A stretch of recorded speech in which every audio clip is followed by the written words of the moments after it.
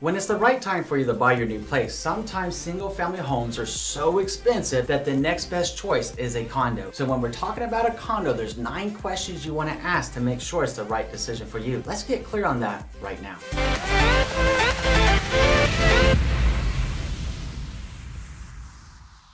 My name is Andrew Finney, and my passion is helping you make sense of real estate. If you need help finding a top agent near you, or if you simply want to drop me a line to say hello, my contact info is below. If you're new here, please go ahead and subscribe to this channel now and like this video. Thank you. All right, my friend, let's take a closer look at these 9 questions. In the overall scheme of things, buying a condo is kind of like buying a single family home as far as the real estate transaction itself is concerned. That being said, owning a single family home to owning a condominium, much different ballgame. So let's take a look at those 9 questions you want to ask. The first one is, what are the rules and regulations of that condominium? It should go without saying that we should always want to know what the rules and regulations are going into a condominium. You will find that they can be different from condo to condo based upon the services and features and amenities that they provide with that condo. For instance, you might find that one condominium allows you to have pets, and you might find that they allow you to have the kind of breed that you want, but you might find another condominium that you love the floor plan of and that you're thinking, hey, I love the view, I love everything about it, but maybe they don't allow the breed of pet that you want. You want to know these things up front before you make your offer. A great way to do this is simply talking to your trusted real estate advisor and asking them to get a copy of what are called the CC&Rs, which are covenants, codes, and restrictions for you to review up front. Let's make sure it's not cramping your style. The second thing that you want to know is, how is the condominium managed? Is it professionally managed, or is it something that the unit owners take upon themselves to manage? And you need to ask yourself, which are you more comfortable with? Do you like the idea of professional management and the fees that go along with it? Or do you like the idea of maintaining the condominium structure amongst the unit owners? Ask yourself these questions as you move forward and explore whether it's professionally managed or managed by the owners of each unit. For reference, a lot of mid-sized to large unit complexes have a full staff on hand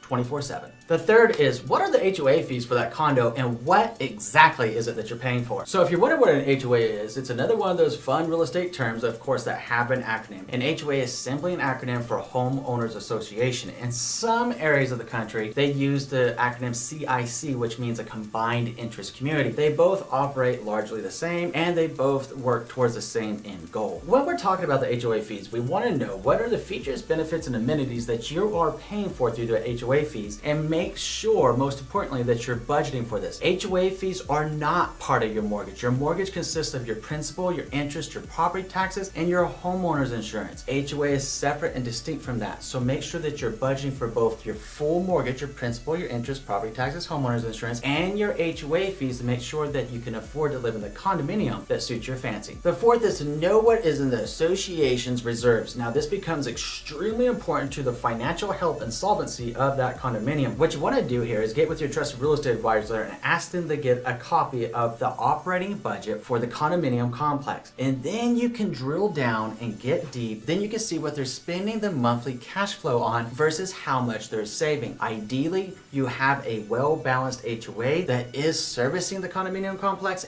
and planning for the future with reserve accounts. To determine the financial health of the HOA, they should have roughly 10% of the annual operating amount that comes into them in the form of HOA fees in the reserve account. So in other words, if they have $1 million a year coming into the condominium complex, they should have at least $100,000 in the reserve account. So make sure that those numbers are right for you. The fifth thing is knowing if there's any special assessments with that condominium. Now you might be wondering, Andrew, hang on a second. You just mentioned and we just went over all the stuff we should know about the HOA, from getting the rules to the financial health. What the heck are you talking about now with special assessments? Yeah, turns out they're a thing, and it's something that you should plan for. So you want to ask these questions up front. A special assessment is for something that the monetary budget coming in from the HOA dues itself does not cover, and they need additional resources from the unit owners to pay for. These things could be as simple as they want to redo all the decking, or they want to redo all the windows around the structure, or maybe they need to repaint the entire structure and it wasn't part of the operating budget for that year or that term. Or perhaps they want to make an improvement to the property. Let's say that you have underground parking and they want to put gates, and they weren't planning on putting gates there. That could result in the form of a special assessment. All that to say is make sure that you know if there's any special assessments before you make an offer on that property, and make sure that you agree with it. The sixth thing you want to ask about is, what is each unit's percentage interest in the common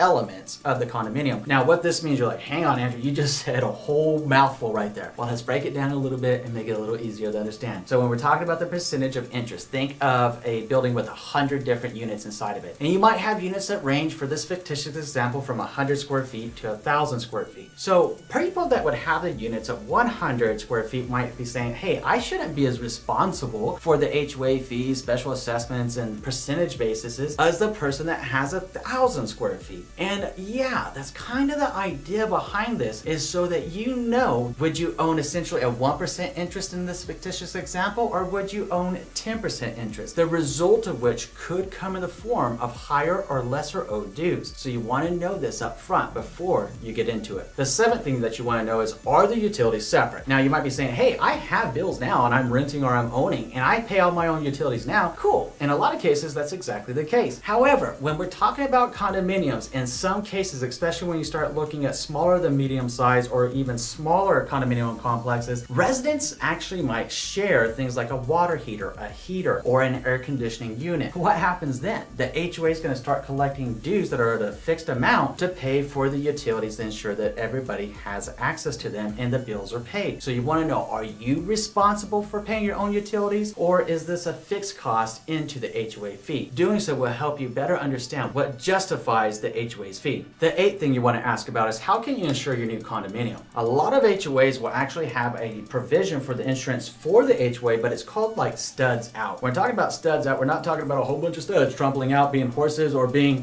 guys at the bar trying to pick up on somebody. We ain't talking about that. What we're talking about are studs in a property. Essentially, behind this wall here, right, there are studs that hold up the sheetrock. So when we were talking about a studs out insurance policy that the HOA is maintaining, it's from everything that's outside of the unit. Notice it doesn't include anything on the inside. So you want to know how you can ensure that and review the different types of homeowners insurance available to you to ensure that you have appropriate coverage moving forward. And the ninth thing you want to ask about is, what kind of financing is the condominium eligible for? It may come as a surprise to you, but not every condominium out there is FHA, VA approved. Not every condominium is going to meet the requirements set forth by those federal loan programs. So you want to ask these questions and make sure that you're clear on what kind of financing type you're using. The easiest way to find out what kind of financing a condominium is eligible for is simply having the conversation with your trusted real estate advisor or your local loan officer. They can give you tools to help you know if you want to just quickly scout it out yourself, or they can actually just simply look it up for you and let you know. Either way, it's important to know what kind of financing a condominium is eligible for. All right, my friends, so now that you know the 9 questions you should be asking when you get ready to buy a condo, let's have another conversation about how to know if a condo is FHA approved and the 8 types of homeowners insurance that you'll want to consider as you buy your new condominium. Looking forward to our next conversation. We'll see you in a few.